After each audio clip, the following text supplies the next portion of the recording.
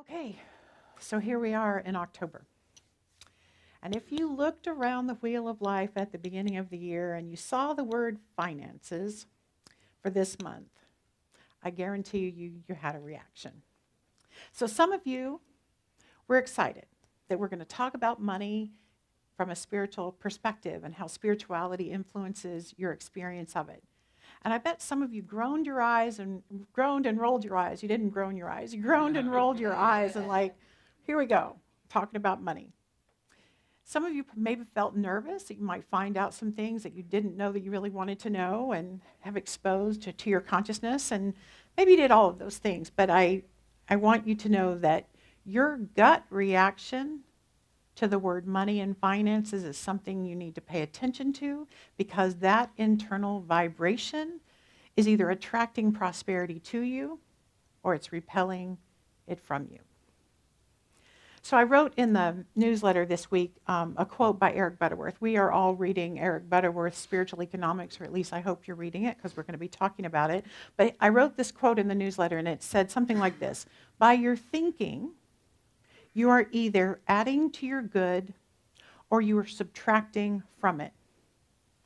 Our world of personal finances, we know that. Our world of personal finances can be a source of immense joy for us or a source of immense struggle. And if you've been around here a little while, you probably heard this spiritual truth that we live in a universe of infinite abundance of every form of wealth. Susan named some of those: love, health, financial freedom, creativity, ideas, opportunities, many, many more. But still, even in that universe of infinite abundance, some are struggling. So on a spiritual level, we know this infinite flowing reservoir is always available, but we can only let a trickle through sometimes. Why? Why? Our consciousness is filled with rules, with beliefs of lack and limitation. Some of us have fears of self-loathing or experiences of being devalued. And these rules and beliefs and thoughts kind of choke the flow of abundance and infinite good, and it chokes it down to a mere trickle. And our work is to kind of get our foot off the hose and let that abundance flow in our life. But how? How? So I want to start our lesson this morning by unpacking the lyrics of that song that Derek just sang, Rich Man. I purposefully asked him to sing that song this morning because there are some big spiritual lessons in it that I want to kind of reveal to you. So let's start with the first verse. The lyric said this: yeah, I'm a rich man, without a lick of money, a better than blessed man, had all I ever wanted. I got everything I need. I got love and a family. So let's just take that verse right there and kind of dissect it. Basically, the song is emphasizing something that most likely we've been taught. It's okay to not have money if you have love and family. All everyone ever wants. Blessed, better than blessed is what the song called it. We were taught that. The second verse said, I'm a hard-working man. You plant a seed and sow it. A Sunday go to church man. I need help and know it, but God's been good to me better than he had to be. So this verse emphasizes another thing that most of us were taught. You have to work hard for what you get, and you need to earn God's special favor by going to church. Anybody relate to that? You were taught that. Yeah, right. So it goes on. He says, I'm going to tell the truth, man, just like my mama preached it. I'm a red, white, and blue man. My daddy fought to free it. And man, I still believe in the land of the free. So this third verse explains the power that our upbringing of our parents and our American culture have really shifted the perspectives of our life. They're overlaying those perspectives. The American culture is one of competition and each man for himself, individuality. It's a culture of the rich versus the poor, the haves versus the have-nots. And so These are all messages flowing through our brains. And then the chorus that's repeated several times says this, and this is the core message of the song. Yeah, in my soul, one thing I know. I ain't looking for a pot of gold. That ain't what this life means to me. I keep my head up high, feet on the ground, love the ones I'm living round. Life is just that simple to me. Yeah, I'm a rich man. So the core message of the song, it emphasizes that searching for money is not the point of life. But what is the point of life is keeping your head held high, which is positive thinking and positivity. That's what I take that to mean.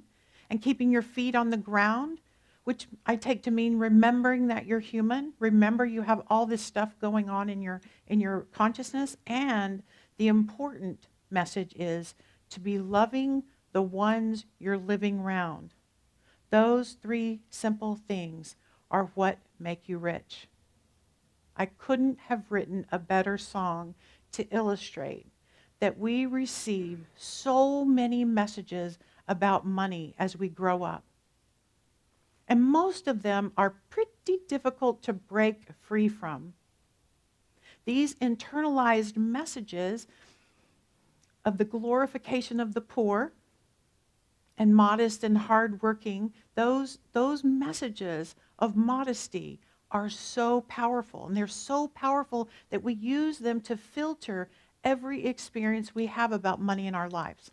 We use them to filter how we judge other people's experience of money as well. Messages about the good and the bad and the ugly about money are bombarding us constantly. And most of us aren't even aware of them. You know, I couldn't believe when I heard this. It's a brand new song. It's a brand new song. Little Big Town, is that who it is? It sings it. And when I heard it, I was like, Derek, immediately, please learn this song. This is perfect for this month about prosperity. And he was so willing to learn it, and I appreciate that. So I just went ahead and called my talk this morning. My talk title is Money, Money, Money, because today I want to teach you about what money really is spiritually or energetically. We're always talking about energy. So if you've taken my course in abundance, which I teach from time to time, this is going to be a repeated lesson, but trust me, you probably need to hear it again. Why do we need to hear it over and over? We need to hear these things over and over because, just as I said, we've been taught so many crazy and limited things about money. So think of some of the messages. Let's just think about for a second. We talked about this in Sacred Cup this morning. What are some of the messages that you were taught growing up about money? How many of you heard things like money doesn't grow on trees? Okay, good. I'm not alone. How about you got to work hard for your money? Yeah. How about we don't have any money to waste, right? Life is too expensive. How many of you are often taught everything's expensive, expensive, expensive? What do you think you are, rich? What do you think we are, rich, right? And money is the root of all the evil. Everybody get that? How about another day, another dollar, right? So time is money, right? So our consciousness, these things that are floating around in our head, they become the law of our life. Consciousness is our awareness or our perspective, the collection of our thoughts, and it's the place from which we make decisions and choices. So we need to be understanding that our consciousness can get very clogged up about these old beliefs that we have about money. And do we really want to be thinking these things anymore? Many of us were given messages about what God wants or what's God's will for us. We will have what God wants us to have, that kind of thing. And we didn't receive messages about money being spiritual energy just like everything else and perfect and good. Many of us were also taught to hide our money. We lived in cultures where everybody had to be really, really secret and quiet about our financial lives and keep it hidden in order to fit in and keep our heads down and be invisible. Now, all of these kinds of behaviors and choices and thoughts are informing the responsive universe, this energetic universe that responds to us. Those thoughts and beliefs are informing that because the universe always says yes and gives us the experiences that match what we think about, that match what we believe, even about money. So let's talk about what money really is from a spiritual perspective. We say this phrase, God is our source. I think Susan even read it in her reading today. God is our source, the source of all our good. You hear that. And we also say that God is unlimited. But how can that possibly be true if it seems that we have this limited amount of resources, limited amounts of money? What is the spiritual truth of money? So let's kind of explore that a little bit. Would it be true if I asked you or said, would you like a whole big pile of money? How many of you would like a big pile of money? Right? I don't think it's true. Because a big pile of money is really good for one thing, and that's building a fire. Because all it is a big pile of paper, right? I don't think a big pile of paper is what we really want. What we want is a pile of what that money symbolizes. It symbolizes the ability to do something with it. And what do we want to do with it? What we want to do is we want to give it away towards something we appreciate. Okay? Maybe we appreciate travel or a house or a car or new stuff or whatever, nice clothes. But basically, we want more of the things that we appreciate in life. And that list of things we really appreciate would vary from one person to another. You would all make a different list. We all appreciate different things, so we would each do something different with the money that we were given. Now, I have a hard time convincing people that money is unlimited. I really do. Because it feels limited in its supply, doesn't it? It feels limited. But could you begin to believe that the feeling of energy or the feeling of appreciation is unlimited? Could you agree that appreciation is unlimited, right? If there's no limit to how much you can appreciate something. And if I appreciate something, you are welcome to stand right beside me and appreciate it too. Doesn't prevent anybody else from appreciating it, right? Since the beginning of civilization, human beings have exchanged symbols of their appreciation for each other. When we were in Portugal, I learned this last week, I learned something new. Does anybody know what this means? Money. And if you really rub it, that means more money, right? And if you make a face, it's even more, all right? Well, what we learned in Portugal is this means salt. How much salt is it going to be? How much salt? Because they had a whole square where they traded salt. That's what their currency was. Salt meant money. So we still do this, and it means salt. How much salt is it going to cost? So think back, prior centuries and civilizations, people exchanged salt and spices. What else did they exchange? They exchanged furs and stones and jewels and rocks and people. Actually, people were bartered too. All of these things were the symbols that were currently being used, or the currency of the time. All right? Currency has changed in our lifetimes too. When I was little and younger, what do? We gave away actual pieces of dollars. We gave dollars and coins. Coins, that's how we paid for things. Younger in my adult life, we wrote things called checks. I don't know how. I haven't written a check, and I write one check a month, I think. But now, mostly, we exchange electronic impulses, don't we? Either from our little plastic cards, we do, either from our plastic cards or whatever. That's our currency. It's not even real, y'all. It's just it's an illusion. Terry taught me before we went to Europe, she's like, you need to learn how to use something called Apple Pay on your phone. I'm like, what are you talking about? She goes, you can use your phone to pay. I'm like, no way. So I learn something new every day. I still haven't done it. Sorry, honey, I just haven't. All right, so currency changes, all right? Currency changes. So when we appreciate something or someone, we have many choices to use to symbolize that appreciation, don't we? We could give them some salt. They may not really like that, but you could. But you could give a hug. You can give an object. You can exchange support and bartering kind of thing. We could take a chicken and go down the road and change it for some corn from a farmer or whatever.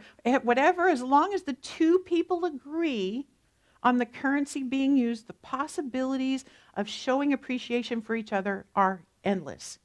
So what you really, really want more than money is for the opportunity to exchange symbols of your appreciation, your unlimited appreciation.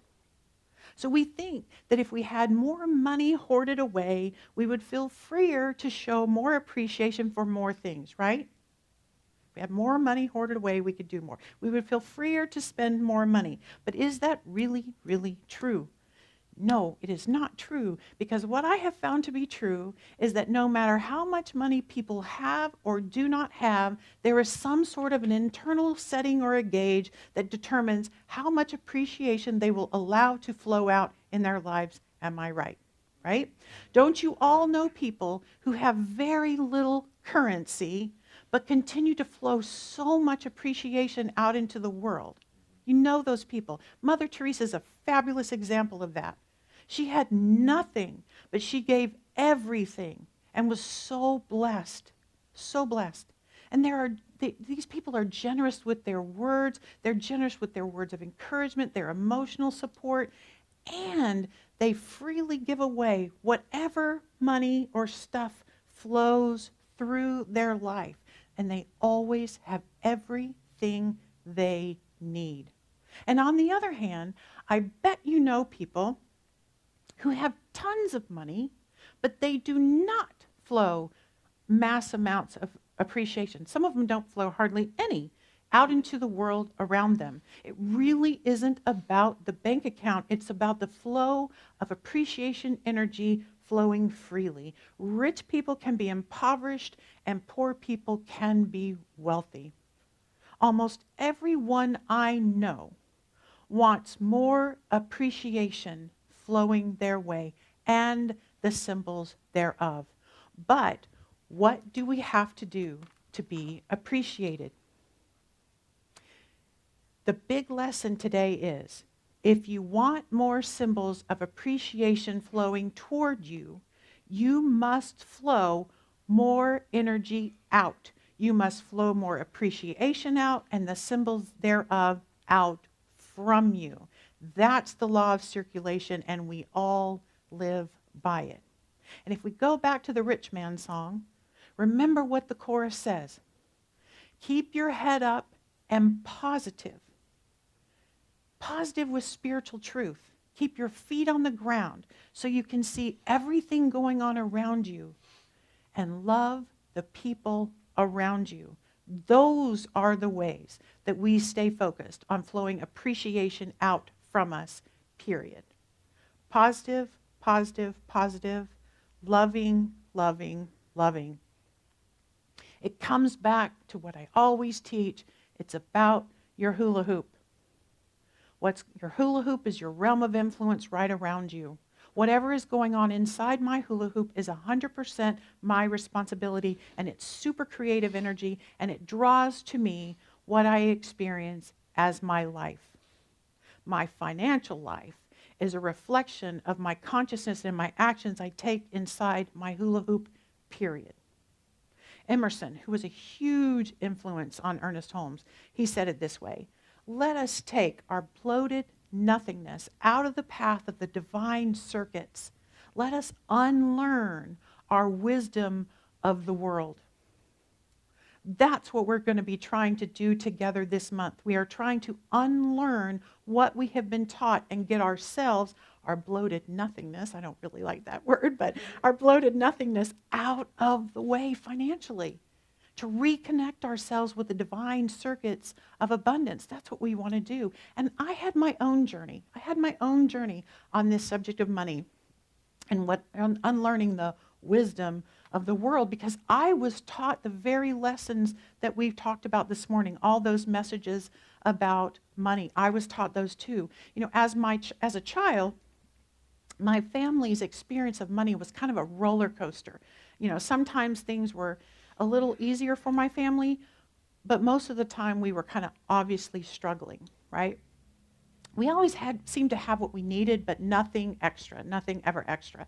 And I had to work for my own spending money. I was taught that I had to work for anything that I got to flow through my life. And so I started with babysitting, and eventually I babysat so many kids. I was probably people's stepmoms. I was so much babysitting. But I eventually went on to work in offices of parents, friends, and stuff like that. But the only way I could go to college was on a scholarship. The only way I could go. And when you think about scholarships, scholarships come to people who have put out a whole lot. They put out a lot of effort, a lot of energy in high school. And that's what I did. There was no safety net for me financially at all. My dad died when I was 19, so I was on my own. And my mom taught me the basics of handling money. She did. And I became very disciplined about saving. Someone mentioned the word frugal in Sacred Cup this morning. My nickname with my friends was Frugal Franny, right? Because I was so careful about money. But careful often tipped into fearful. I was very afraid about money. Remember, I said I had no safety net. And doing something stupid and losing it all was just always kind of on my mind, right? But then I found this philosophy. And I began to challenge my belief system. And I unearthed some of the unconscious things that I had been taught. And I had to pick through the things that I was taught about money. And quite frankly, I kept many of the things that my mom taught me about discipline and in investing. But I had to lose most of the fear and lack that my father gave me, but also the world around me gave me. I grew up in a very small, poor town, so I was just not around that. So I realized that some of the structures in my life were built on fear of loss. And I began to shift my consciousness through teachings just like these. If I wanted financial freedom, I had to open my mind to a new way of living generously and understand that law of circulation that I just talked about. I often say that I would do anything my teachers taught me because I wanted to change my life so badly back then. I read every book I could find on spirituality and finance, and if you want a list of them, I've got them. I started practicing as many of the methods that I learned here that I could, especially about money.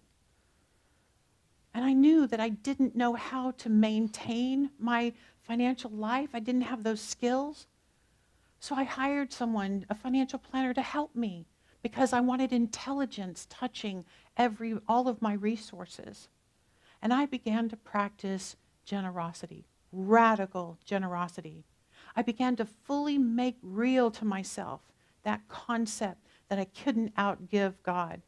And what guided my generosity and what I want you to guide your generosity is that energy of appreciation. If I appreciated something, I generously gave to it and flowed my financial energy to it. And if I was sending money to something I didn't appreciate consciously, I had to figure out how to appreciate it. For example, taxes, all right? I had got the tax resentment bug that was in the world, the mentality around me. And I would grumble about taxes, like, oh, it takes so much of my paycheck, I just hate that, or whatever. And I knew I needed to change my mindset. Eric Butterworth had a whole section about blessing every resource that flows through your hands. And so I knew I needed to change my mindset about taxes. And so one day I made a long list of the things that a government entity of some sort provided to me, whether it was schools or roads or running water, whatever it was. And I began to realize that I could pay my taxes with the spirit of appreciation. And if you can pay your taxes with appreciation, you can pay anything with a sense of appreciation. At least that's what I learned. So my new understanding and appreciation of the very lesson I am teaching you today and the rest of this month changed my financial life drastically and quickly. Over the 20 years that I have studied the science of mind, my personal life has been richly blessed, not because I have some kind of sacred, special favor with God, but because I practice the spiritual laws diligently and with great discipline. So the invitation today and throughout the month of October is to examine your beliefs about your financial life. If you're deeply satisfied, just be grateful. If you aren't, then be curious. Be curious as to how your mental picture is impacting your outer life. The bottom line is what's happening out there cannot change until you change what is happening in here. Money is a sacred expression of the energy of appreciation, and God is the source of that. Anything sourced in God is unlimited. Raymond Charles Barker, who was a phenomenal student of the Science of Mind and teacher, he wrote this in the book, The Power of Decision, which is a fabulous book. He wrote, "The grandeur of life is known by the few when it should be known by the many. The majority of people are half healthy, half wealthy, half happy, and half creative." Let's don't be half anything. Let's don't be half anything. Join me in this journey to freedom, fulfillment, and abundance. You know those are my 3 words: freedom, fulfillment, and abundance. Whatever your spiritual truth is that you're seeking to express, that's your divine birthright. Wherever you want to go, the path of appreciation will get you there. Bless the world around you in every way possible, and you will be blessed in return. So if the topic of money and your financial life is interesting to you, it's something you would like to know more about from a spiritual perspective, stick around this month. We've got some more lessons coming. And I do want to invite any of you that want to come on Wednesday night. We're going to have an in-person discussion about the book, Spiritual Economics. Whether you've read the book or not, come, participate, bring your questions about your financial life or money and spirituality or whatever, and we'll have just open, casual discussion on Wednesday night. And it's really, truly time to step into the flow of unlimited universal energy, and flow is what Derek's going to sing about next. And so it is. Thank you. So it is.